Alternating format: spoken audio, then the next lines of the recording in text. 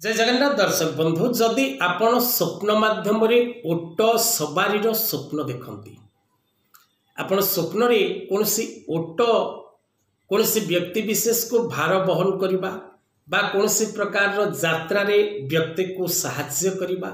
बा ओट मरुभूमि रे दृश्यमान हवा बा कौन ग्राम्य क्षेत्र में ओट परिदर्शन करने ओट ठिया हबार बोझ बोईबार यात्री नबार बा कौन से खाद्यपेय ओट ग्रहण करुथिबार जदि आपण देखती